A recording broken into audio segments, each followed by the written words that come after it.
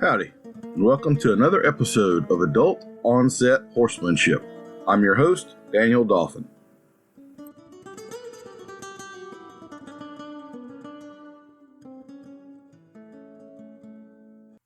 Good morning, everybody. Welcome to our first episode of 2022. Let's all hope and pray that it's a great year and good things happen this year. So I thought we would start out the new year deal with some New Year's resolution and some goal setting type stuff. And I had a few tips for y'all. Everybody always wants to start off riding a lot and everything. And here's what I would just tell you to do. If you will set a goal for something smaller and simpler, like instead of riding my horse 5 times this week, I'm going to go saddle him. Well, once he's saddled, it's pretty easy to make yourself ride, but when you're looking at the totality of everything, catching him, grooming him, saddling him before you can even start, sometimes that's a little more daunting. You have a little more of the work and a little less of the fun. So make the goal to do the work, and then the fun is the easy part on the end. Since it's wintertime, I thought we would offer a few things that you could productively work on while you might not be able to go out to your arena. One of them is about teaching your horse to be better at picking up their feet. I don't think I've ever met a horse that was too good at picking his feet up. I've met a whole lot of them that could have been a lot better at it. So, never is a bad use of your time to spend 15 minutes on some rainy Tuesday when you have nothing else to do, just out in your barn, picking your horse's feet up, hold them up for 30 seconds, beat bang on them a little bit like a farrier might do, wiggle their leg around a little bit, till they relax, and then set it down and wash, rinse, repeat. There's definitely no horse on the planet that won't benefit from that. Another thing that would be really handy to do if you've never done before is teaching your horse to lead by the feet. We're going to do a few videos on that coming up for the YouTube channel. Leading by the feet is definitely one of the handiest things you can teach your horse to do. It'll really accident-proof them a lot. It definitely helps that whole balance of fight and flight and horse learning to control their emotions and think through things. And it makes them better about having their feet handled, gets a good start on things like ground time. It really touches a lot of different areas. Very handy thing to do. Another thing that you can do, we have a little video on this on YouTube, but is about working on true neck reining. Very few horses truly neck rein, meaning that if I move my hand to the left and touch a slack right rein to the horse's right side of his neck, that he will bend his nose to the left. Very few horses do that. Most of them tend to stay very straight if they're going to yield the shoulder and the front end. So that would be something you can do in the hallway or barn, just walking back and forth, put the outside rein on the neck, inside rein, bump the nose a little bit. They anticipate before long, outside rein on the neck gets you a little bit of bend. And that's a step a lot of people miss when it comes to neck reining.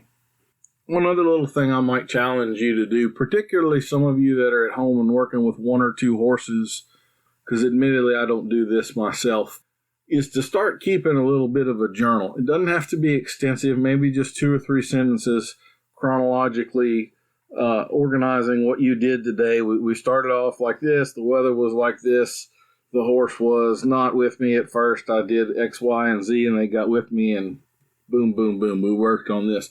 It really can be handy 6 months, a year down the road to go back and read that stuff, especially when you get to those plateaus.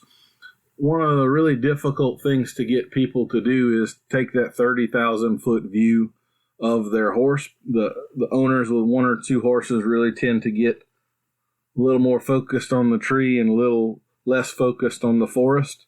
And when you keep that journal and you go back and read it, sometimes there are going to be patterns that show up that you didn't really consciously recognize in the moment.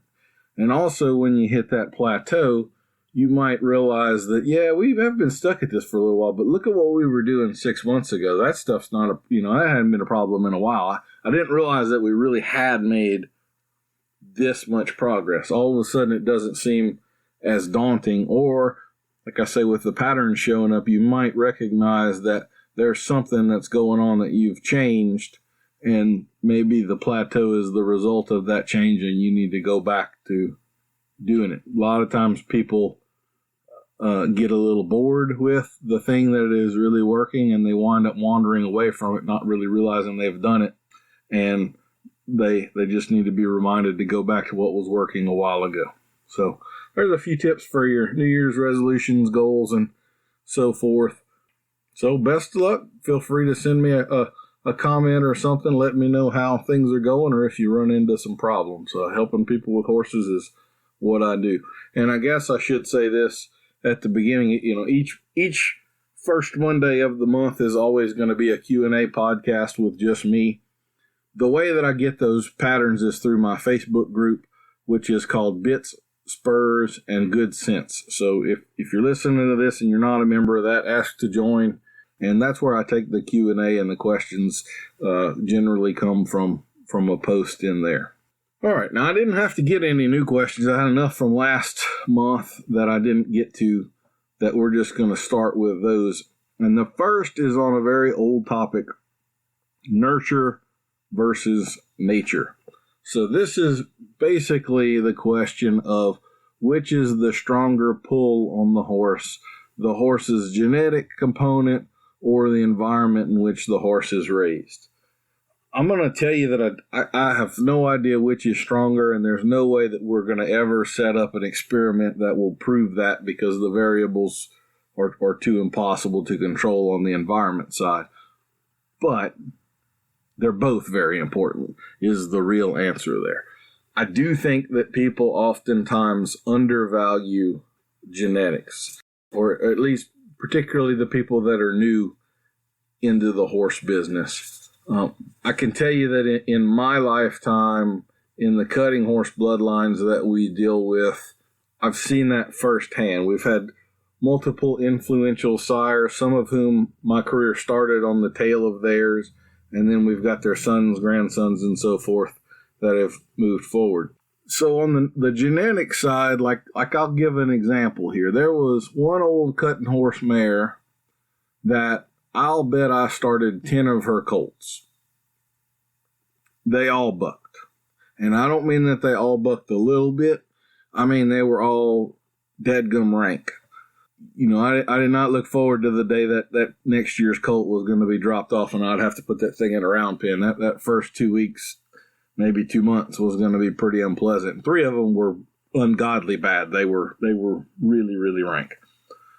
That mare was raised by some people that had quite a few well-bred brood mares. They raised other babies all in the same paddock, same pen, same sires. Most of the time they would breed to all their mares to this sire this year and maybe do that 2 or 3 years and then a different sire. So this mare's genetics was really the only outlier, and the rest of their colts weren't anything abnormal that you wouldn't expect. So the genetics was the cause of the bucking. And believe me, like year 3, I'm starting to know this colt's probably going to be tough, and I'm throwing everything but the kitchen sink at it to try to not have to go through all these bronc rides. And by year 5, I'm just resigned to the fact that we're going to have all these bronc rides.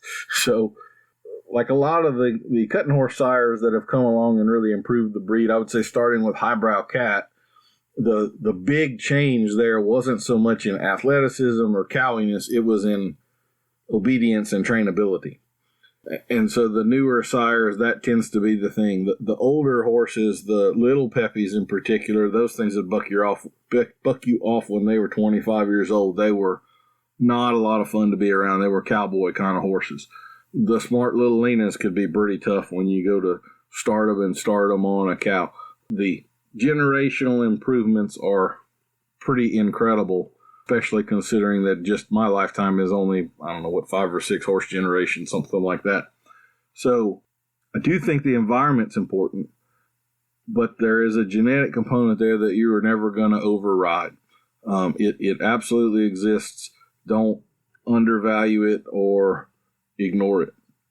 Now, on the nurture side, we have the same sort of thing. I've seen horses that had, one bad thing happen, a trailer accident or something like that, and, that horse has a fear or a phobia that stays with them for years. So we definitely want to keep things as nurturing as possible. I want to expose my horses to things. One of the topics that's kind of a perennial one is fireworks this time of year, New Year's Eve and all. I normally have 30-ish horses, 25 to 30 horses hanging around. Most of those are turned loose in a pasture. Right now it's about a 45-acre pasture. So the opportunity for them to start a little stampede and run around and go nuts is pretty high. I don't ever have that problem at all. And a lot of that is because we do expose the horses to things. We shoot guns around here. We do lots of things that could potentially be scary to them, but because of the way we handle them, they become desensitizing.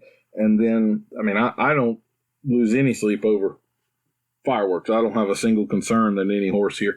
And even if I do have one that winds up a little skittish that's new, when that horse kind of panics, but the other 25 stand still and keep eating, it helps to calm that one down. Vice versa, if you're at a barn where they're always super worried about fireworks, then maybe there's some neuroticism in the handling that's going on through that barn, and your horse is about to get worse, not better. So, nurture and nature. Do not undervalue genetics. They're a real big component, real big component, and that one is a pretty hard one to fight. If you have a horse that is just wired to be a certain way, the degree to which you can influence them is limited. They just are going to be that way. On that end, we had another question that was about sort of the philosophical side of the way horses think and on equine intuition.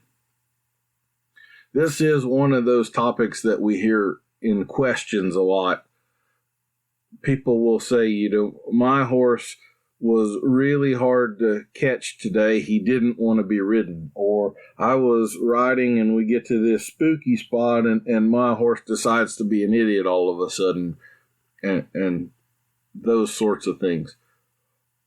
Horses, if we think of the brain in sort of layers, the most primitive part of that, what we might call the reptile brain, basically the brain stem. This is a part that all animals have. It's basically the termination of the spinal cord. So if you have a central nervous system, you have one.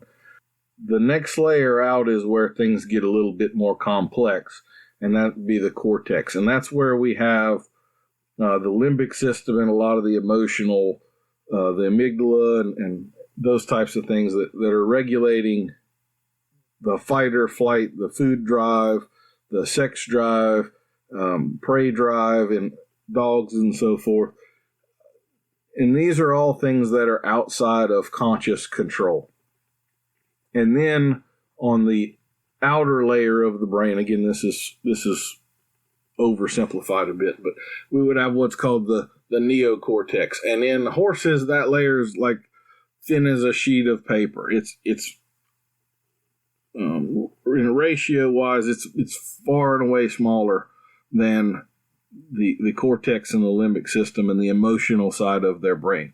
So a horse's ability to actually think or to plan or to think of future occurrences is extremely limited. It's practically non-existent when compared to people. But the emotional side of their brain is massive ratio-wise. It's like a 9-to-1 thing. And that's the battle we're always fighting with our horses, is to get them out of the emotional side and into the thinking side. But we do need to always remember ourselves that the thinking side is very, very, very limited and small in a horse. And so, a horse never plans to be hard to catch. A horse may be reminded of something on an emotional level, like think of it more of as a bad taste in their mouth. They see you coming with a halter and it pricks up a feeling that is not a pleasant feeling. It drives them away, and thus he's hard to catch today. And that's really more what's going on. The horse never has that as a plan. It's never a conscious thought on their part. And we also have the fight of the human. So that kind of language, when someone asks me a question and they say, well, that horse just doesn't want to do right, or this, that, and the other.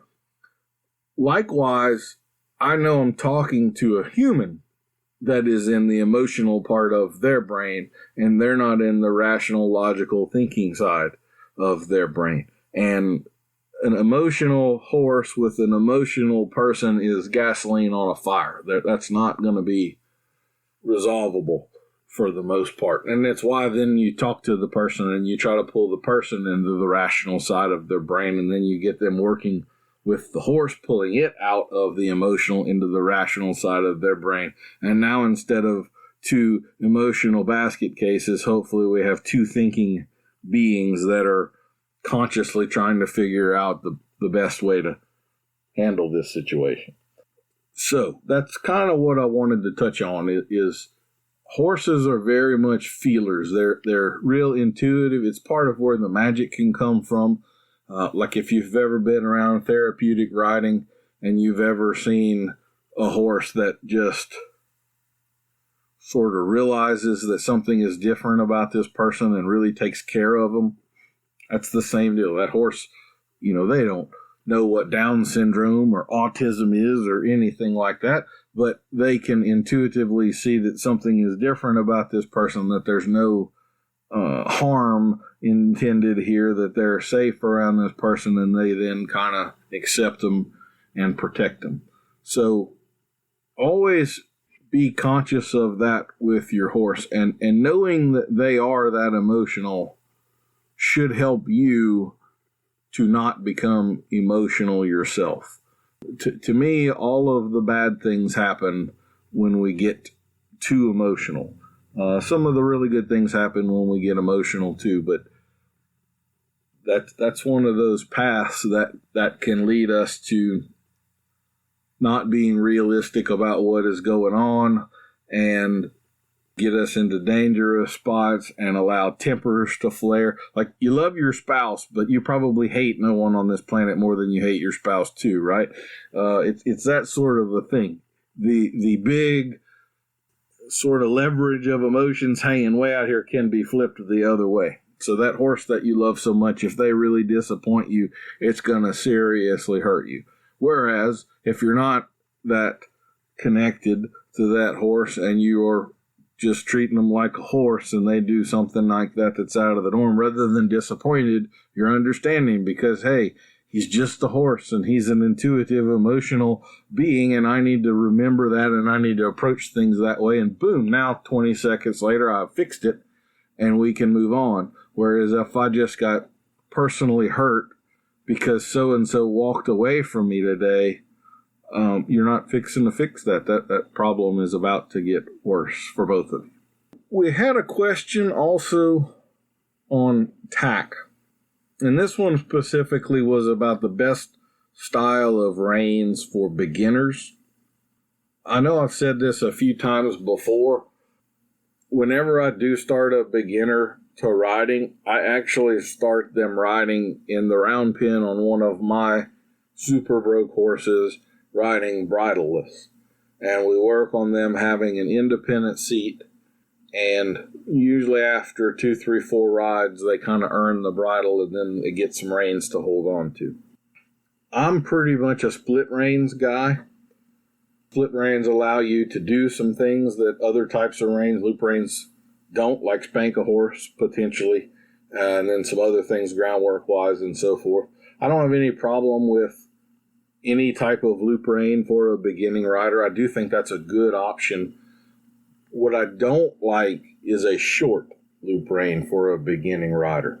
Whether you're riding English or Western or gaited horses or whatever, I still always want it to come back to you not having a bridle but an independent seat, so that every time you use a rein, it's a conscious action with a planned outcome of the horse bending or stopping or whatever you're cueing him to do. What I do not want is for you to develop the habit of leaning on your hands and balancing off of the reins and numbing the crap out of the horse's mouth. And then we have all sorts of problems that happen with the horse, and a really bad habit that gets started in the rider.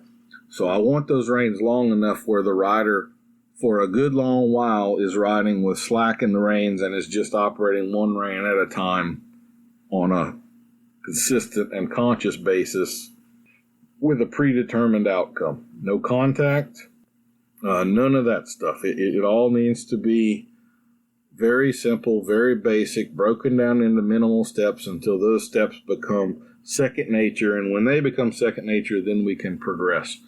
I really do feel like the style of rein that you start off with is probably going to be the one you're always going to be most comfortable with. So I started off with split reins. I definitely prefer them, even if riding in a spade bit like with a Romal type rein, that is basically just a loop rein with a quirt attached to it. I still do find that type of rein a little bit limiting. There are some things I can't do with it that I could do if I had split reins on that bit. So it makes me think and be a little bit more conscious because I have to be planning a little bit more as to what I'm going to do here because I am a little bit more limited as to some of the little tricks and things I have with split reins. I don't think there's a right or a wrong there. I just do think that the big thing, no matter what rein you've got, is to not become over dependent upon it. All right, it's time for our sponsor of this episode, and we've got a brand new one. This episode is sponsored by Barefoot Dashboard Covers. If you've got a passenger in your ride who refuses to help drive and insists on putting their bare feet up on the dashboard, Barefoot Dashboard Covers may be for you. You'd think these are for cleanliness and to keep your dashboard smudge-free, wouldn't you? Nope. We're problem solvers. Each Barefoot dashboard cover is pre-charged with over 18 volts and 1200 amps of positive punishment. Teach that rude passenger to keep them the hell off your dashboard with Barefoot dashboard covers. Shockingly effective. All right, I like that one. That sounds promising, I think. Okay, I did pick some topics that are thematically connected here, and since we're in the realm of tack, we had a couple of other questions, and I mostly talk about bits. I had a couple of questions about side pulls and saddle pads and some other things. So, a lot of people may not know what a side pull is. A side pull is a type of headstall where there's going to be a band of some kind. It could be made of multiple materials. Probably most of them are made out of old lariat type ropes. I've got one that I like quite a bit that actually has a steel cable with braid over the top of it that has a lot of feel. I know a lot of people would cringe when they think of a cable, but that thing really does have quite a bit of feel to it. And the difference between like a side pull and a hackamore is that rather than the reins attaching at the bottom underneath the jaw, the reins on a side pull attach on the side. So there may be rings tied in or welded on or affixed in some way where you attach your reins, and it's going to be more like a snaffle. Your reins will attach on the side of the horse's face, kind of like they would to a snaffle. I am a pretty big fan of a side pull. If I were going to advise somebody to buy a single piece of tack that they were going to ride horses in, like starting colts in a round pen for the first few days before they put a bit in their mouth, I don't think you could do a whole lot better than a side pull. I'm fine with doing that in a halter. I am fine with doing that in a typical hackamore with a bozal. I have found, however, that horses are a little more reluctant to flex laterally in those rigs, at least initially, until they kind of figure it out. And it makes sense because whenever you pull on one rein of a hackamore or a halter, you kind of are twisting it around the nose. And it's going to be a little bit of an odd sort of a feel to the animal. But a side pull is it's very black and white as to the direction and where the release is. And so I am fanatical about lateral flexion. I don't think it gets talked about enough. I think other things get way more fanfare and are not nearly as important. And I don't think most people take lateral flexion to the degree that they should. And so I am a big fan of all things that are super lateral mechanically. And so I think a side pull is a fantastic thing to ride a horse in when you're starting them. I certainly think you could go further than that. I had one particular horse when I was training in Mississippi that was a stallion. Again, the nurture nature thing. He was out of an old mare that was a pretty tough old mare, and he was a pretty tough little stallion. He was definitely the rank one of the bunch there. And I didn't get along with him real well in a bit, and wound up riding him about 2 months on cattle in the side pull, and that was the ticket for that particular horse. Now, hackamores, riding in a halter, I think those things are perfectly fine. I've started tons of horses in a halter, done some hackamore stuff too, not as much, but they tend to give you a little different feel on a horse, and they tend to not make things as lateral. So because of the way they attach under the chin, hackamore tends to help a horse flex a lot in a pole. That's where mechanically it's really working. So a typical posture for a hackamore horse would be a little higher headset. In other words, raised pole would be a few degrees higher above the withers than a normal posture, and very readily breaking at the pole. The riding in a halter type of a rig would give you a similar result. Snaffles are often thought of more to break a horse kind of at the wither. And actually, let me say, that's a little contrary to what some people say. I think some people have this backwards. If you ride a horse in a snaffle, you're going to tend to easily, without a lot of work, wind up with a pretty low-headed horse if you're a pretty handy person and you're working on that sort of thing. If you do the same with a hackamore, typical bow style type deal, you will wind up with very nice vertical flexion, but that horse will tend to be more elevated in the withers, which is a good thing.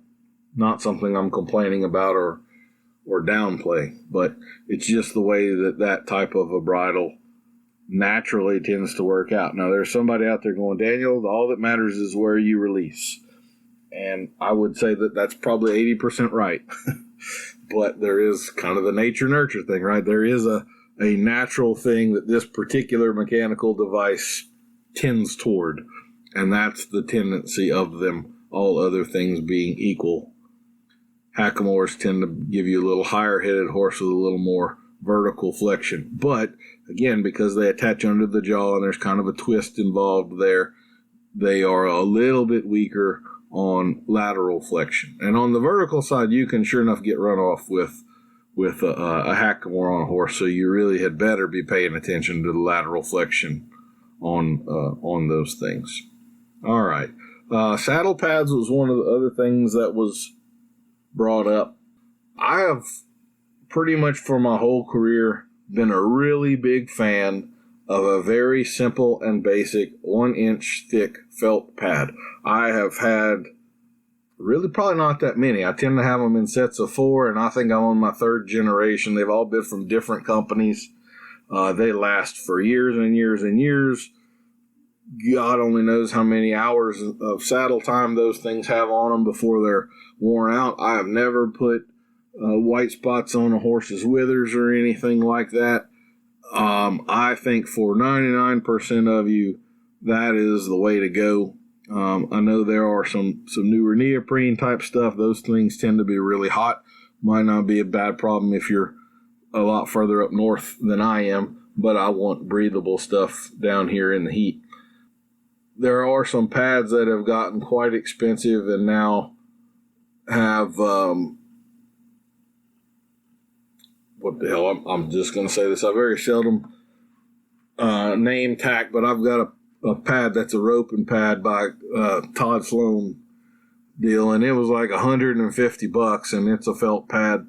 And I will say I've been riding it for years. It's been a perfectly serviceable pad, but it's not a damn bit better than any of the $50 felt pads that I've got. So as far as value goes, I don't know who Todd Sloan is, but I hope they paid you a lot for the endorsement, because they sure charge a lot more for the pads with your name on them. There are some other types, wool felt and like diamond wool pads are really good pads. That's what I'm riding right now, and I don't think you can do much better. But some of the other stuff where you have some shims and things like that, I could see paying a little more for that. But But just to be honest, I mean, for most of these pads out there, I don't think you get anything extra for all the extra money they tend to charge. I think that's one of those gimmick worlds where let the buyer beware, in my opinion at least. So the 1-inch thick felt pads have been great for me. Maybe you need a 3/4, that's a little more involved into your particular saddle and your particular horse. But I don't think a saddle pad needs to be complex to be very functional and very high quality. The next topic we've got to talk about is straightness and lateral flexion. And this isn't really a question. This is more a few things that I've seen recently that just put a little burr under my saddle. What is straightness? So to me, I'm always thinking of my horse's feet, and I'm always kind of picturing my horse like a drone looking down on me when I'm riding. And so pretty much all of the time, our horse is going to have a strong side and a weak side. When we're on a lead, we've got a bend going one way, or we should. So one side's concave and one side is convex. One side is stretched and one side is contracted. Anytime we're on a circle, that is true. To me, all straightness means is that the horse's two sides are working equally to stay on the line that the rider has chosen. So a horse can be straight on a circle. In fact, a horse on a circle that isn't matching the arc of the circle, I would not call balanced. Now, in training, there's lots of times when I am purposefully over-flexing or counter-flexing a horse, and that's a bit of a different issue. But it really takes a lot of lateral flexion work to get a horse straight. I really find that a lot of people work on that backwards. So what do I mean by that? If, again, we're looking at the horse from the top and we're looking down, I am going to tend on green horses to start most of my work with the horse fairly bent. We're going to do lots and lots and lots of 6, 8, 10-foot circles, walking and trotting. We're going to do lots of 15-foot, 20-foot circles at the trot. And then we're going to lope some bigger circles, 60, 80, 120, whatever we have arena-wise. I am always looking at sort of that by degrees. So less control I have over a horse, probably the smaller, tighter I am making my circles in order to gain that control and to work on lateral flexion and softness and suppleness. And then the more broke my horse gets, if we've pictured their head kind of like a cone, a right side boundary, a left side boundary, the broker, softer, more under control, and more supple my horse gets, the narrower that cone gets, where now I'm working them, let's say a green horse, if they were straight, they're pointing to 12 o'clock, and I'm going to try to bend them to 2:30 and 9:30, left and right. The broker my horse gets, the more I am 2 o'clock, 10 o'clock, 10:30, 1:30, 11 and 1, and so forth. And when I'm riding in one hand in a bridle, I'm probably just asking that horse 90% of the time to only bend his head maybe 10 degrees both ways. I would submit to you that's a very important 10 degrees, though.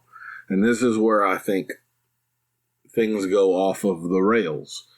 We have people that start asking for straightness in more the sense that they want the horse pointing 12 o'clock all of the time. Seldom in riding are you riding a straight line. If you're in reining, the only time you really do straight lines are when you're doing your rundowns to stops, and it's definitely important that your horse be straight when that happens, or you're not going to get a very good slide because they'll be dominant one side or the other. But it really takes a lot of lateral flexion to get a horse straight.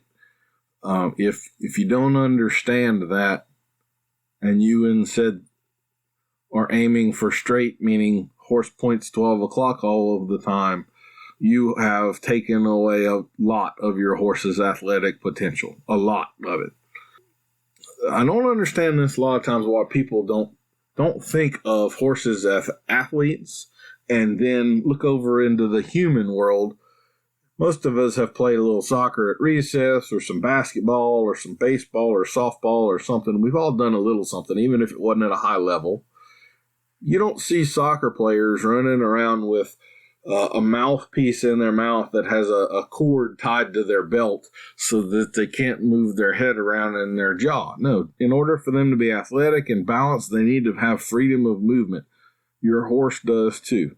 And all these things that we do to try to lock them down into a static position while they're doing dynamic work is a mistake. This is the headset deal of I want you on the vertical and pointing to 12 o'clock even though we're spinning really, really fast to the left. That's an absurd thing to ask. It's absurd. It's ridiculous. Okay? I want you in roll cur, even though we're in an eventing course right now, and you need to be looking 80 feet ahead at this jump and water feature coming up. That's an absurd request. The horse's eye doesn't work like that. He can't see where the hell he's going. I'll bet he's fighting you.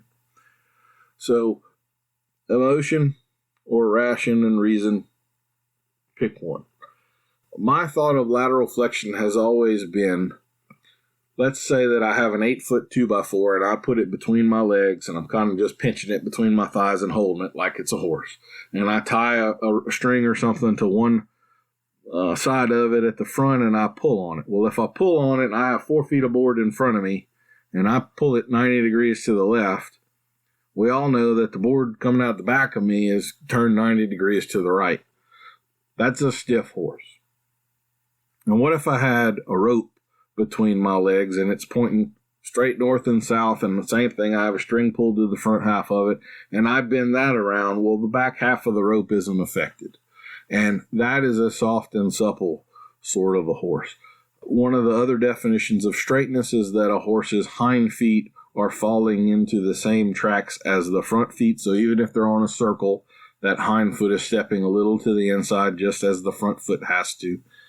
What we see a lot of times is that a horse is a little bit stiff, and as the person is loping a circle or whatever, the front feet are on a slightly smaller circle than the hind feet are. In other words, the horse is riding around somewhat untracked all the time. This is always an indication of a stiff horse. I'll take that one step further. I think a lady had put up an article when I brought this up in the Facebook group about, she didn't say it, but the article said it, was about outside rein and holding the horse in. And there is a connection you can make between the outside rein and the horse's hind end. And if you've ever heard the dressage talk about inside hind to outside rein, that's what they're discussing. I don't want to hold a horse into form, ultimately. If I'm walking a 10-foot circle and I have my horse bent to the arc of that circle and his hindquarter is stepping out, then that's a red flag to me that tells me that I have softening to do on my horse, because my horse is not relaxed. He has some tension or some brace in his body, probably through his rib cage or loin, and that is why his hindquarter is stepping out, just like that 2x4 would. And so again, this is where I think people do not take lateral flexion far enough. They say, oh, that can't be the problem. What I need is my outside leg to hold that hip in, or that outside rein to anchor him down and pull on his face and slow his hind end down a little bit more so he doesn't step out there. And I just wholeheartedly disagree with that. I think if you're having that problem, you're having a very basic and foundational problem. Your horse is stiff and braced. It's not laterally flexible like it should be. And you probably didn't take the time and care in your warm-ups that you should have along the way, or you wouldn't be having that problem. So there's a good lateral flexion test for you. And I work with people a lot on this in clinics. We have a circle that I do at just about every clinic called the purposeful circle. And it's where I try to teach people the feel of that hind end when it is tracking in the right spot or when he is untracking slightly or whatever, so that you can recognize that and know when you need to work on it as you're warming your horse up. Okay, lastly, we've got a question from Steve, who is responsible for the awesome name Adult Onset Horsemanship. So I'm always going to take Steve's questions. And this is one we kind of talked about in the last one, but this is about buying a new horse. So Steve says he's having adult onset issues. He's a horse husband starting, and his horse is an approximately 12-year-old rescue at thoroughbred cross gelding. He's had him for about 5 months. He's learning, and the horse is smart. He seems to be going 1 step forward and 2 steps back and struggling with consistency. And some days the horse really takes advantage of that. Okay, so there again, we talked about the intuition earlier. Does the horse make a plan to take advantage of you? The horse is not capable of making a plan to take advantage of you. So what that means is the horse probably sees an opening, and you probably don't have pecking order solved, and there's sort of a vacuum of leadership there, and whenever there's a vacuum, something gets sucked into it. So you probably aren't being a firm enough, consistent enough leader, and that leaves the vacuum. And so the horse says, well, if you're not going to lead, I am. And they step in there. Or they get confused, frustrated, whatever. Don't feel like this is an accusation. This is where everyone starts. So all that is a road marker. It tells you are here.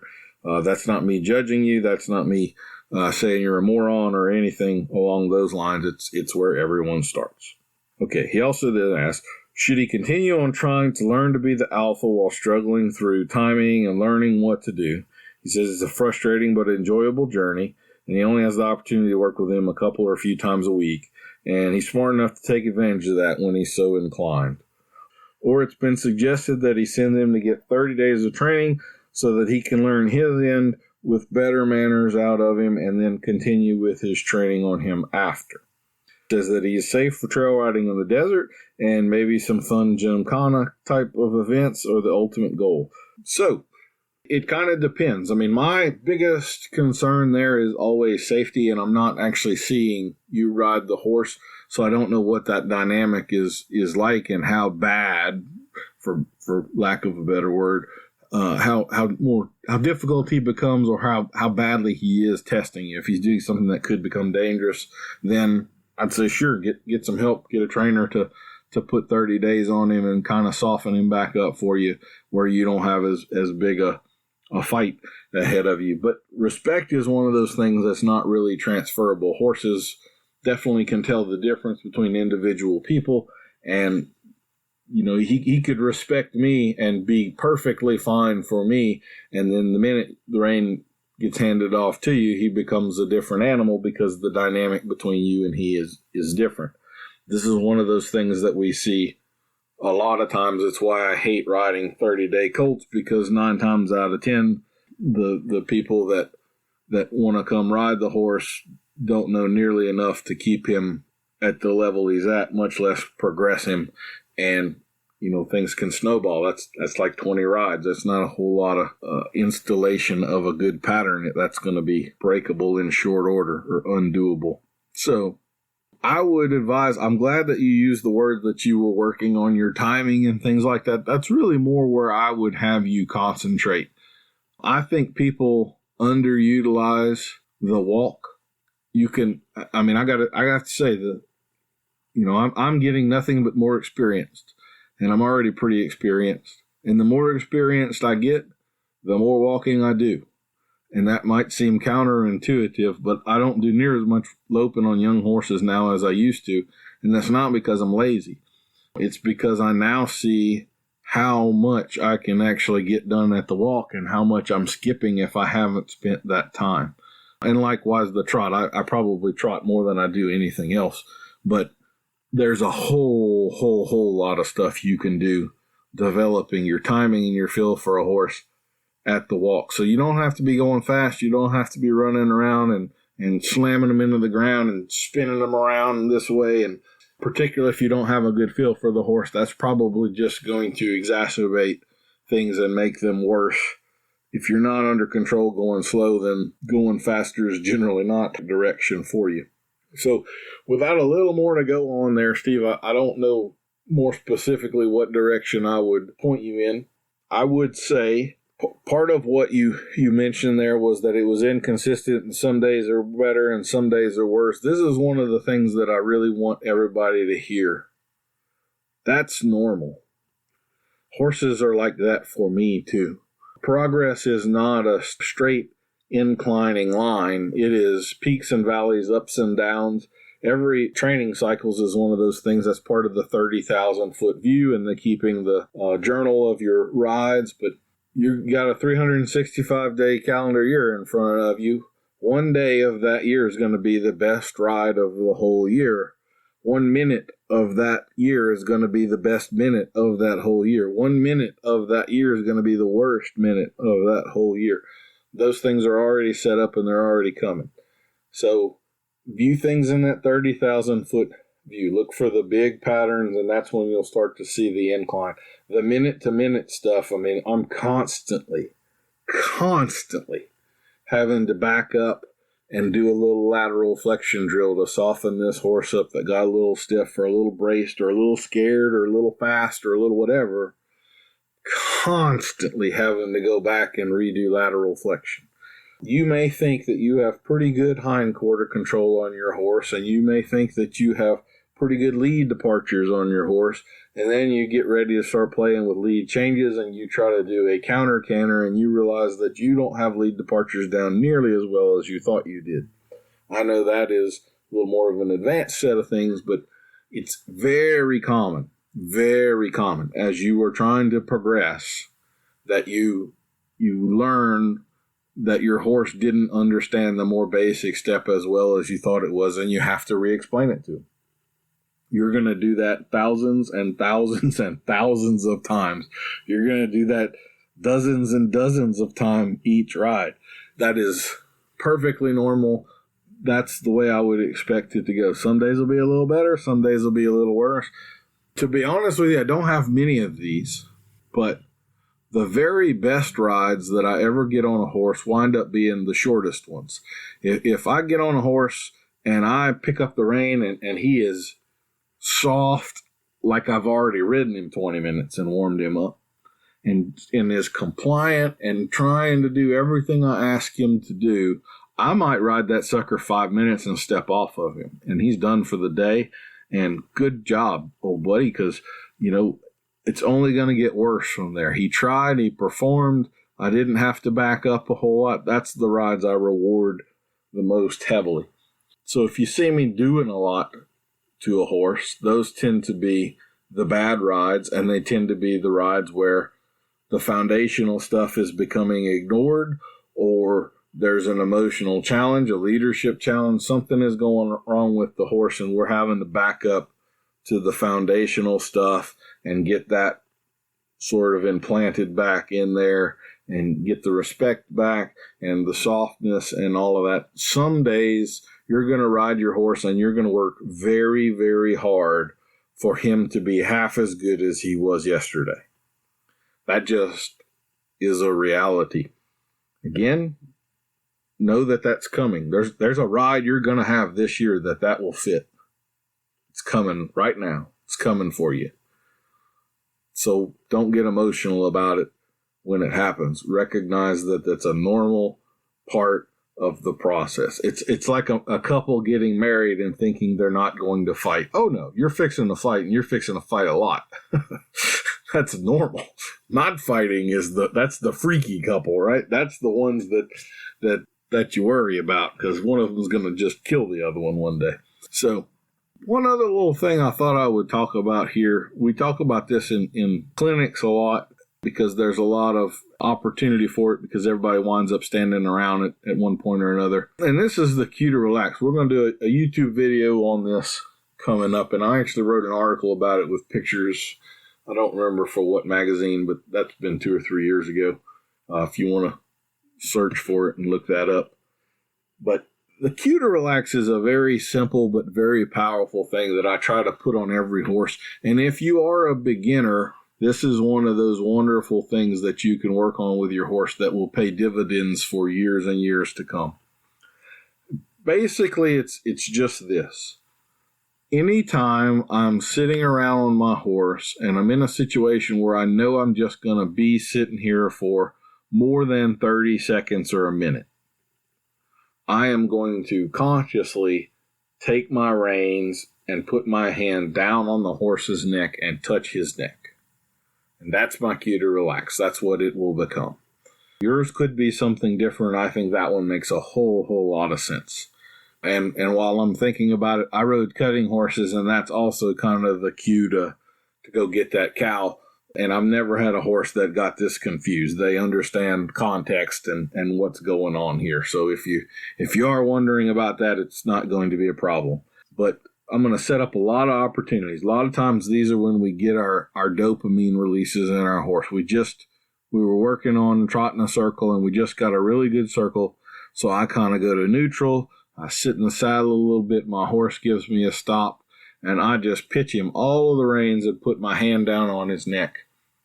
This is one of the biggest mistakes that more novice horse people make, is they don't give their horse a long enough time to pause.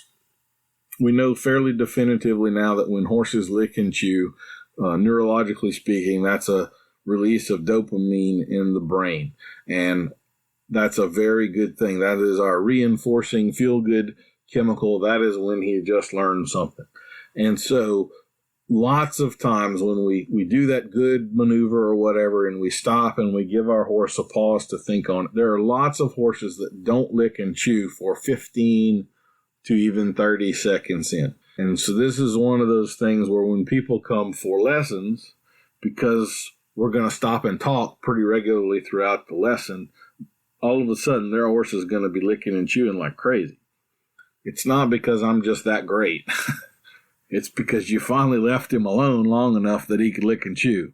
And then he really started getting the dopamine and things really start coming along. So here's a challenge for you for the new year. Pause.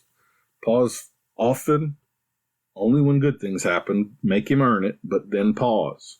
Don't be in a hurry to go somewhere. Sit there at least 30 seconds to a minute. Put your hand down on his neck.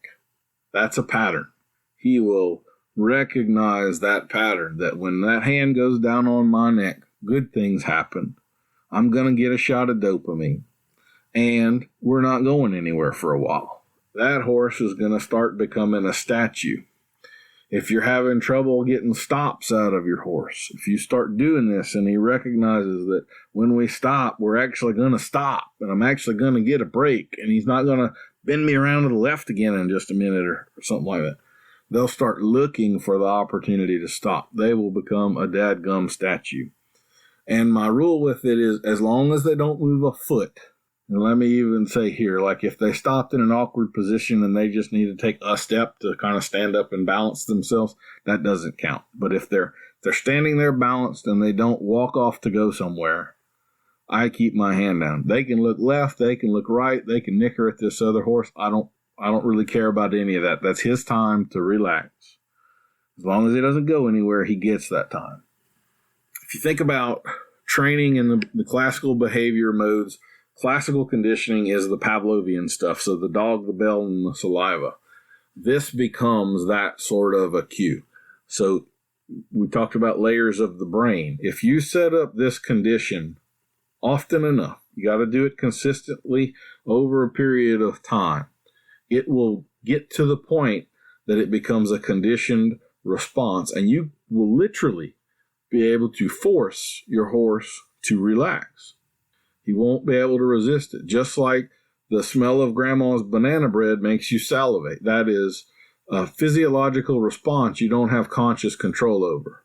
So is relaxing. So is anxiety. So are all of these other patterns. When we walk in the paddock and he thinks bad things and now he's hard to catch, that's a conditioned response too. It's why it's not a plan. Okay, he didn't plan to be hard to catch today. You set up a set of conditions that cause the response bad enough that when he sees you come out with the halter, he gets anxiety. Now he's fearful. Now he doesn't want to be caught. It's not that he doesn't want to be caught. You conditioned him to not being caught. That's what happens there. So these types of things, conditioned responses and classical conditioning are difficult.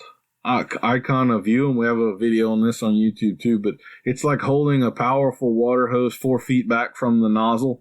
You're spraying water in a general direction, but it's kind of flinging around and going a lot of different places too. It's not a laser pointer. So we can sometimes get unexpected or unwanted responses if we're not careful about that kind of stuff, which again, most of the problem horses I get, the horse that doesn't want to be caught, hard to catch, they're accidentally trained that way through this same mechanism. So this is us using it to our advantage, teaching a cue to relax, which becomes just as powerful as an accidental cue to be hard to be caught.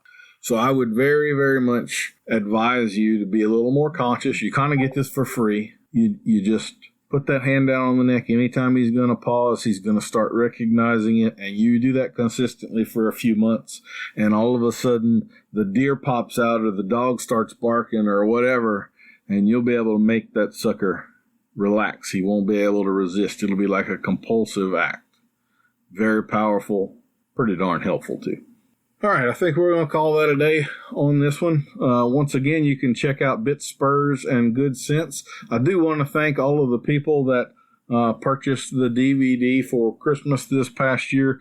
December was the highest selling month that we've ever had. We're starting to get quite a few of these videos out there in the hands of people. The responses have still been just stellar. It hadn't been a real big commercial success, but I think we've made a pretty big impact on the people that have watched it, and I'm tickled for that anyway. Maybe it'll be a slow burn and build over time, but hopefully eventually we'll get the good knowledge out there and put a dent in some of these bad hands and bad bridles out there and get people a little more knowledgeable about how to use that stuff. So, all right, send us questions for next month's Q&A. Thank y'all for listening. We'll talk to you next week.